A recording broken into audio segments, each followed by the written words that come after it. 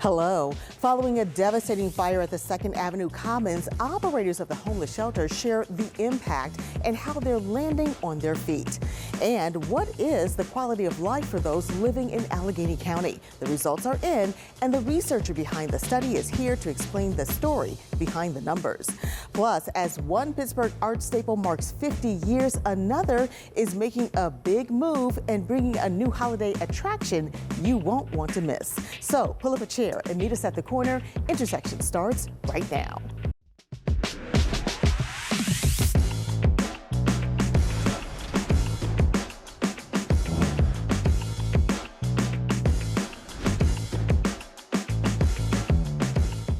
Hello, I'm Lisa Smith, the Director of Community Impact at KDKA Plus and the host of Intersections. Second Avenue Commons opened in 2022 as a major asset to downtown Pittsburgh for those experiencing homelessness. It offers year-round 24/7 emergency shelter, a health center, apartments, job training, and other social service offerings. But a fire at the facility back in June shut down that valuable resource and displaced dozens of people until the damage could be repaired. Fortunately, the repairs are done and people are back at Second Avenue Commons again.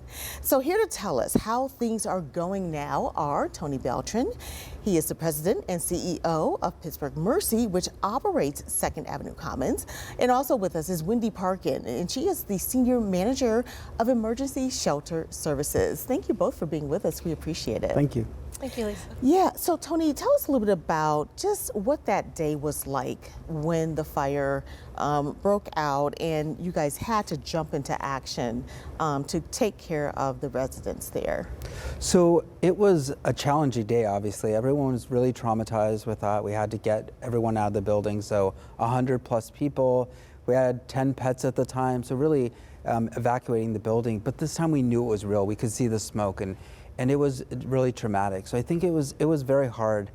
On that day also, there was really positive things. Like within 4.5 hours, we had moved everyone to the convention center with the help of lots of partners throughout the county, the city, Salvation Army, all different types of individuals really helping. And we were able to get in that day and get everyone where there was no time where they didn't have a place to sleep at night, which was pretty incredible that everyone came together. Was there a particular concern in that moment that you guys knew was your primary responsibility? Well, first was to get housing, right, to make sure people had housing, but all of their stuff was in the building. So we had to think about things like medication, how do we clothing, how do we, have places, not only a physical space, but a place for them to actually sleep, so having cots and other services. And Red Cross was incredible at leading the efforts with us, so they did an incredible job. But yeah, the basic needs were really critical. How do we build that? How do we build food? How do we do all that? I will say the convention center made it easy on us. They had an open space and helped us. And we were pretty set in that first day being able to get a lot of the items together. Yeah. What was the extent of the damage to the building? And do you know anything about, at this point, what the cause might have been? So we don't know the full cause of the fire. A lot of the fire did not get into the actual building, but it's really water damage. I mean, the firefighters did an incredible job of putting it out. And when you see how much smoke and everything, it was definitely devastating to the building. But a lot of it was water damage. So really rebuilding all of that and making sure it was, it was okay. Yeah. So Wendy, let's ask you a little bit about the residents. Like, about how many residents were impacted? So we have 92 people who lived in the Second Avenue Commons shelter, so everyone who was there was impacted and needed to move. And a lot of the people that we serve have a lot of significant trauma in their lives already. They've already lost a home. So to have that happen and just have that uncertainty be brought into their life again, it was really challenging for a lot of people. And I think we did a really good job, and our team did a really good job making people feel safe and making them know that we were going to meet their needs. Yeah, I was going to ask about that trauma piece and the psychological aspect of all of this happening, because there's probably a likelihood that they have had to move because of some other traumatic experience. So how did you guys really attend to that need? Yeah, I think definitely, as Tony mentioned, meeting the basic needs, getting them housed, and not missing a beat when it came to making sure that people were safe overnight. But also, as we moved throughout the process, we always made sure that we were connecting people with housing. The connection for housing case management and getting people into permanent housing never stopped. We continued to do that. So I think that and also. It was a community, so you have 92 people living under the same roof for a period of time, and they form friendships and reliances, and so they relied on each other too, and just a lot of resilience across the community. Yeah. We also have to remember that on the 4th and 5th floor were the single room occupancies, so there were 43 beds where people lived, so that was their home. So in addition to the shelter residents, there was this whole other group. They were able to come with us, we were doing that. But they, in many cases, just got into housing, and now they, lost it in a quick. So the trauma for them was also pretty significant. What about the staff?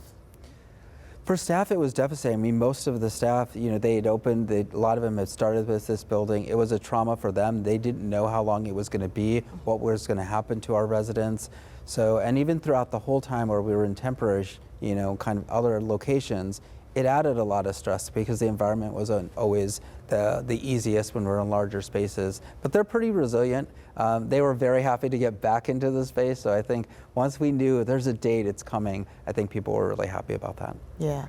So you're back now, or Second Avenue Commons is back open now. So what did you learn from that experience, and what did the residents? What was different with the residents? I think somebody mentioned that more people actually found more permanent, stable housing after that fire. Yeah, so it was a bit of a challenge because we needed to we couldn't stay in the convention center forever. So we needed to find another location. And while it is very cold now, it was very hot then. So the options we were looking needed to have air conditioning. And we didn't get a lot, but at Pittsburgh Mercy, we had a vacant gym and we were able to move everyone into that space. And it was challenging to get 94 people because we had expanded a bit into that location day in and day out. But what we also found is that we could, in a consolidated way, kind of move people a little faster. Not everyone had been long-term with the shelter. We had a lot of people coming in that they were never in Second Avenue. They just came to to this location. So we were able to work with the housing authorities, both at the city and at the county level, and definitely with Department of Human Services, to get more people into housing, which is the intent, right? Shelter should be temporary. So we saw some success in how to do that during that time. Well, we're almost out of time, but I know this is that time of year when people are really focused on the holidays. And so very quickly, Wendy, how can people help? Yeah, people can definitely help by connecting with our volunteer coordinator, Brendan Kopp, at Pittsburgh Mercy. We definitely have a need for people to volunteer to serve breakfasts and dinners. So reaching out to him would be the best way to connect with us. All right. Well, thank you both so much for being with us and sharing, the update, and keep us posted on what's happening there. We appreciate it. Great. Thank you so much. All right. Well, coming up, we will hear the results of a new quality of life survey for Pittsburgh and Allegheny County intersections. We'll be right back.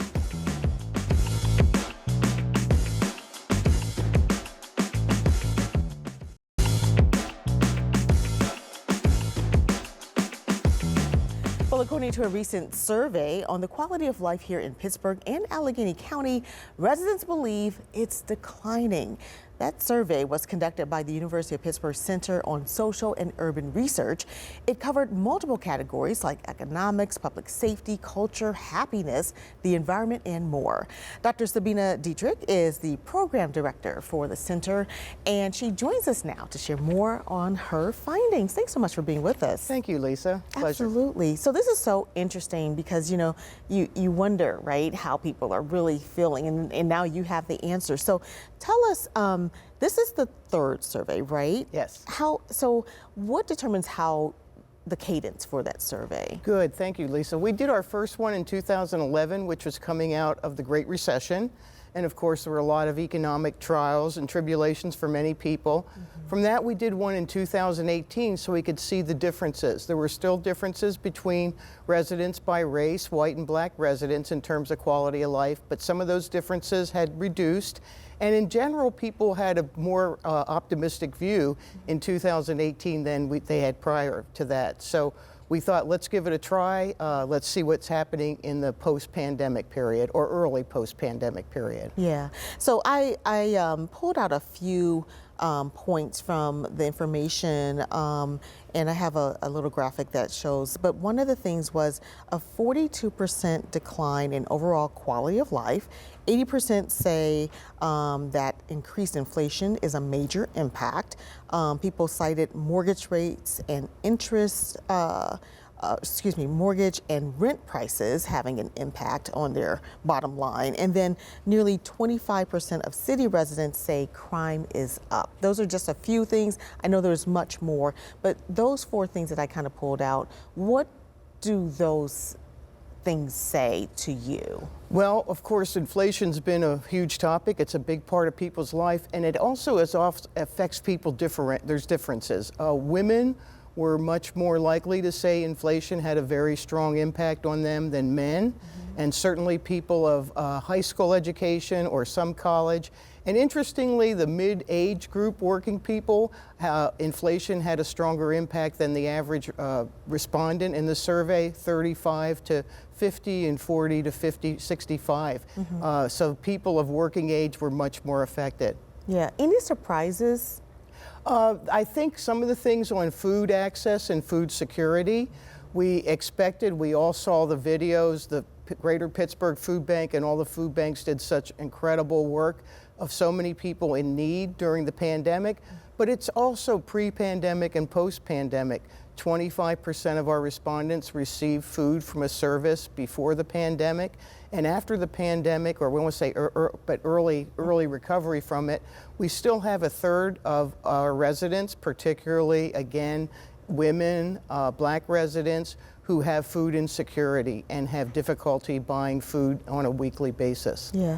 You also noted some things about different neighborhoods and what they felt, and it kind of was broken down by police zone. So what were you seeing in different parts of the city? We were able for the first time to have enough respondents in the city of Pittsburgh to break it down by zones. And we've been working with the Pittsburgh Police because we included a number of what are called standard Department of Justice questions on community impacts and community relations. And within those zones, people wouldn't know the numbers, but there definitely were differences in terms of the relation with police, their communications, and also some of the quality of life pieces. So to your point, on areas that reported more crime, there were still a couple in the northeast part of the city that felt that they had less crime than before the pandemic. Yeah. You also have some perceptions on health. What were people thinking about the level of health care, the access to health care? A lot of people postponed, not unexpectedly and not surprisingly, health care during the pandemic. At least 40% of our respondents reported that. Certainly stress was another big health indicator, and 80% of our respondents reported high stress during the pandemic and coming out. So that stress level hasn't decreased for a lot of our population. And again, it was higher for women than men and higher for younger folks in our communities. Yeah, I know you also were able to talk to Hispanic residents. And was this the first time including them? Thanks, Lisa. Yes. Yeah. We partnered with Casa San Jose, who helped us with the survey, and we did provide a Spanish language version for the first time. And our statistician assured me we had enough responses to do responding by Hispanic, Latino versus the rest of the population. And they were, interestingly, although financial situation for about a third of our Latino population had declined with the pandemic. They also were more optimistic in terms of quality of life and how the region will be in the next 3 to 4 years compared with the average respondent. Yeah. How did this overall survey compare to the previous two? One is we had a set of questions that were the same. So as we said, gone down since 2018. We also added more on the food access because a working group had determined some areas that were missing, and then we definitely had specific things with the pandemic. Yeah, the pandemic was a major kind of maybe underlier. And driver of a lot of things. Yep. Yeah. So how do you use the data, or who uses this data? We're getting involved. I've been out in the community and giving talks to people. As I said, we're working with the City of Pittsburgh Police in terms of their initiatives in the different districts. We're also going out to different groups in the Latino community to present results. Our data are available online, so the survey results are there for anyone to take a look at, or if they want to use them in their own work, we've got ways to help different groups. So the dissemination is the most important part at this point. And particularly for policymakers and elected officials, that they can see where things are in their particular community, how things have changed, and what kinds of things are out there to help improve quality of life. Yeah, well, it's definitely important information, and we're so glad that you did that study. Thank you so much. We appreciate you coming. Thank you, Lisa. It's my pleasure. All right. Well, coming up, we'll hear what is in store for the Pittsburgh Public Theater in its golden years. Intersections. We'll be right back.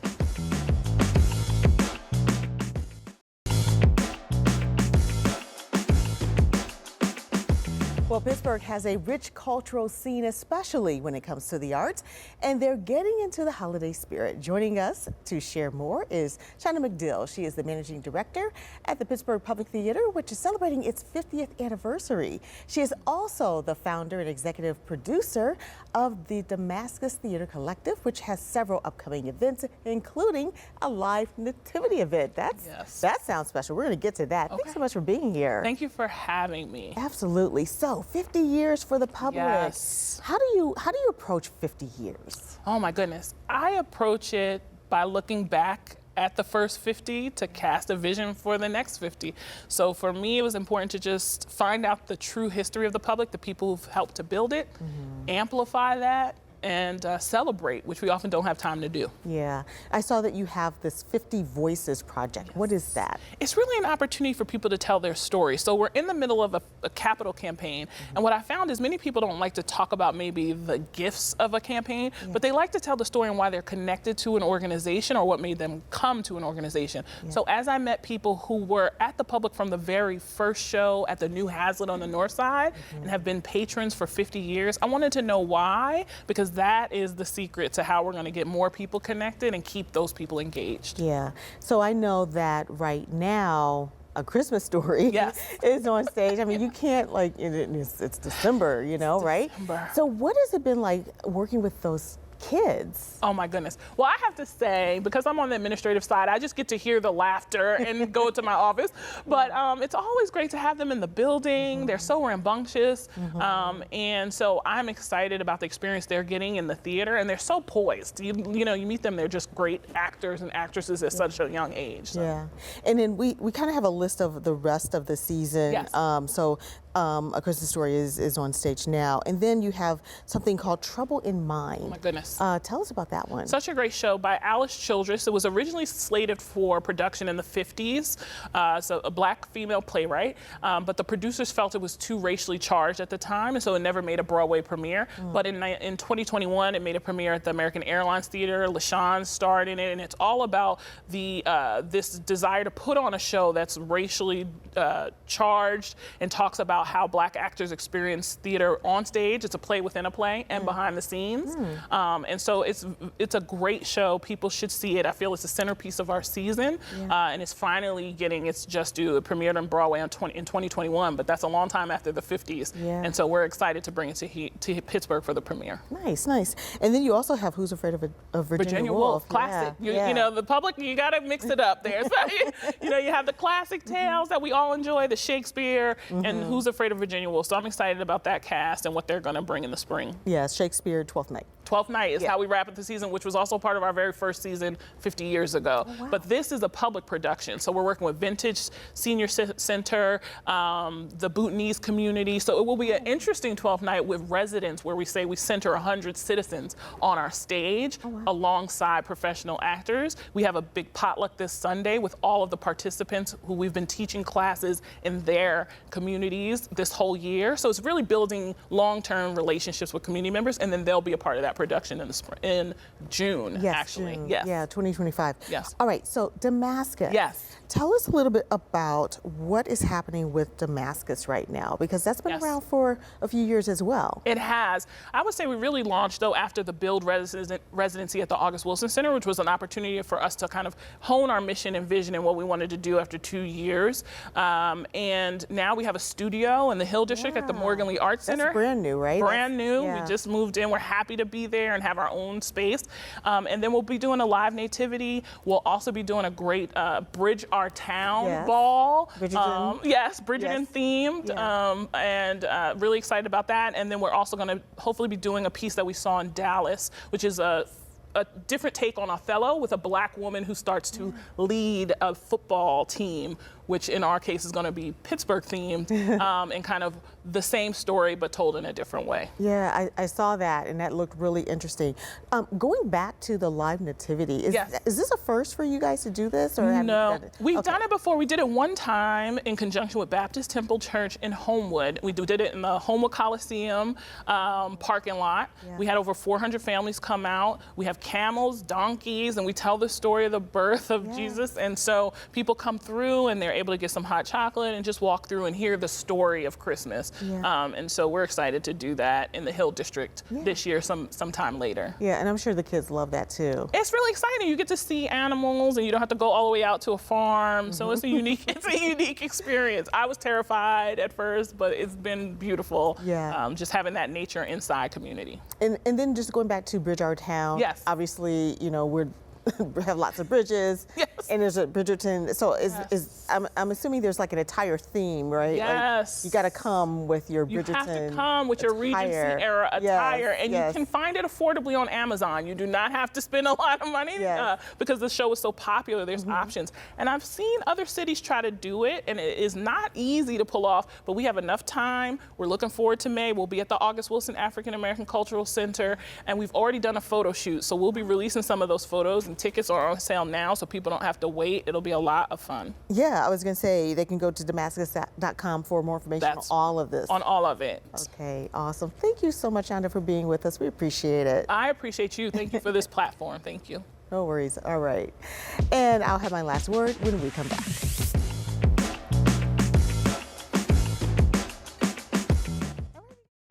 Care.